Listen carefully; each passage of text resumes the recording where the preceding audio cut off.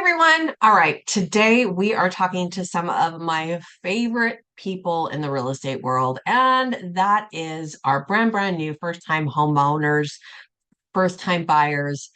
Today we are talking specifically to you, and today we are specifically talking about homeownership 101, what you need to do to navigate the closing process and beyond in total confidence. So stick to it. Stick with us on this one. There's going to be some great information for you.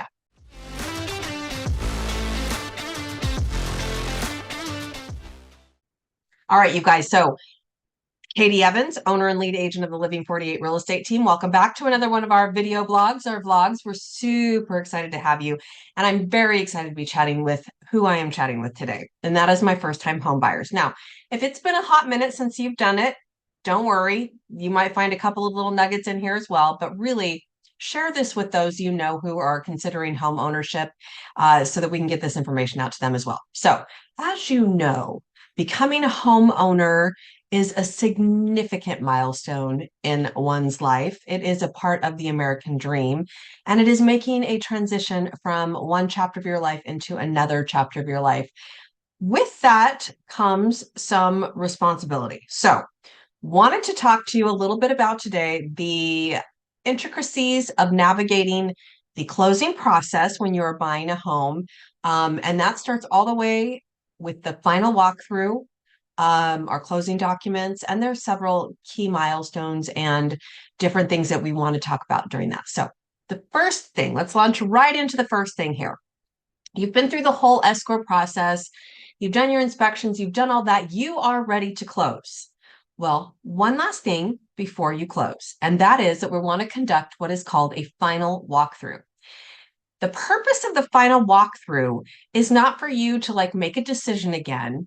It is literally to just confirm for yourself, for the sellers, for all the parties involved, that all of the parts of the contract have been fulfilled, okay? And that they are delivering to you the property in the condition that we all agreed upon that it was going to be. So if you had negotiated any repairs during your inspection period and your bins are processed, those repairs needed to be done.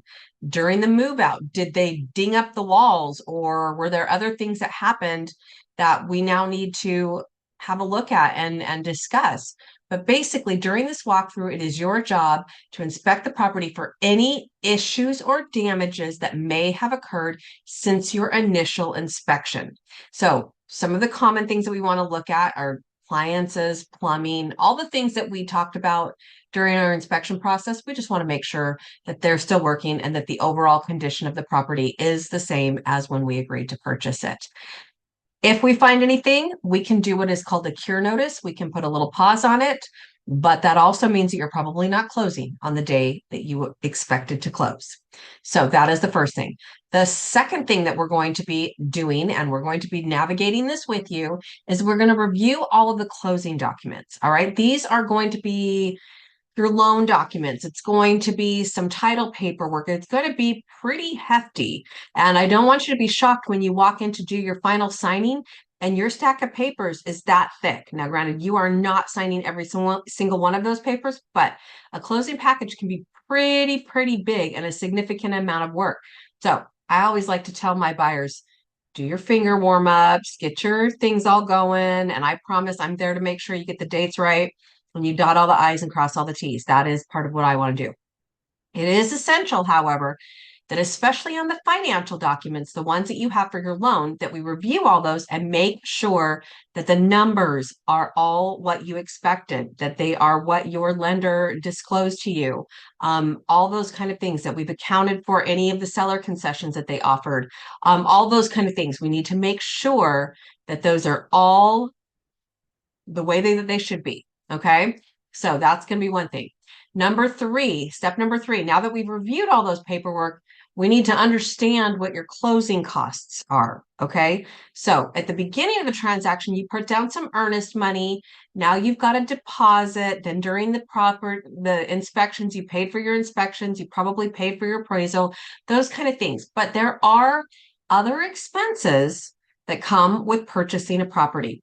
These typically include things like your lender fees, appraisal fees, title insurances, taxes. There may be some HOA prepaids. There are different things like that that are all going to be a part of your closing costs. And that, in addition to the remaining balance on your deposit, are all going to be due before we can close and this property becomes yours. So that is something that we need to make sure that we understand, that you're ready to do, and that as of the end of that transaction, you have those funds available. If you're pulling them from a 401k, those kind of things, all of that takes time. So we need to make sure that we've got all that in place before we get to the end. All right, step number 4. Now we're going to complete your closing. Now, in the state of Arizona, we do this a little bit differently than, say, a lawyer state. In other states, what would happen is the seller comes, the buyer comes, everybody signs their paperwork together. Usually we have a little bit of bubbly. Everybody cheers and congratulates each other on such a great job. Keys get exchanged, and that is when ownership changes over. In the state of Arizona, not quite like that. We actually have a few days. It's a process. So we could actually sign our closing docs a few days before you actually close. Once those docs are signed by you, they then get sent back to the title company. The title company reviews them, make sure everything looks good on their end. They send them back to your lender. Your lender does the same thing, reviews them, make sure everything looks good, send them back to the title company, and they fund the loan. Once the loan is funded and all of the paperwork is in order, the day of closing, the title company will then send that paperwork over to the county recorder's office. They will then transfer the deed of ownership.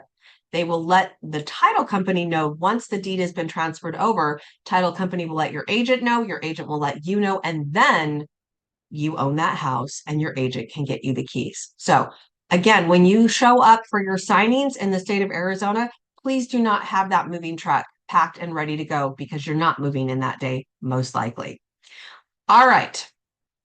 Step number 5, fulfilling your post-closing responsibilities. Yes, I know you now own a home, which officially means you are a grown-up and you will have several new responsibilities to take on in life. Congratulations.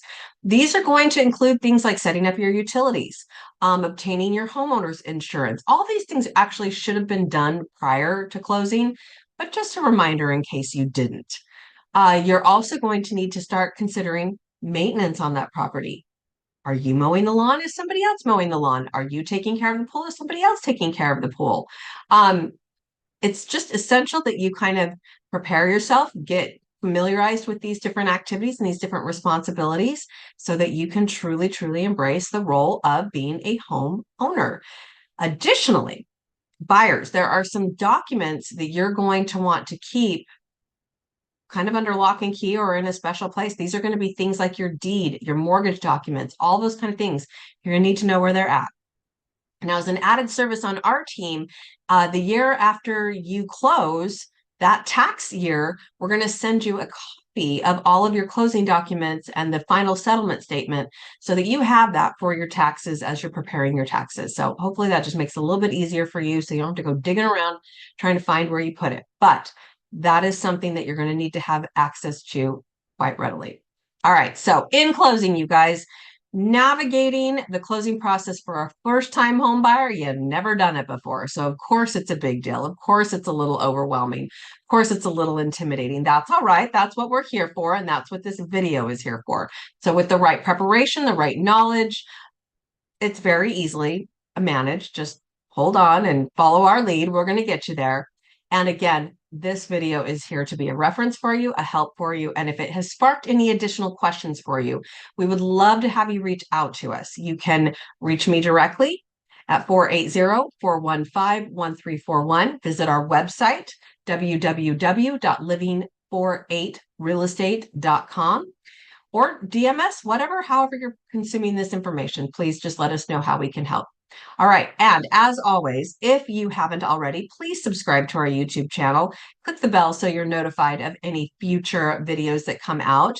Like us, DM us if you need us, all the different things. And if you know someone who needs this information, please share it with them. Thanks again for watching. We'll catch you on our next video.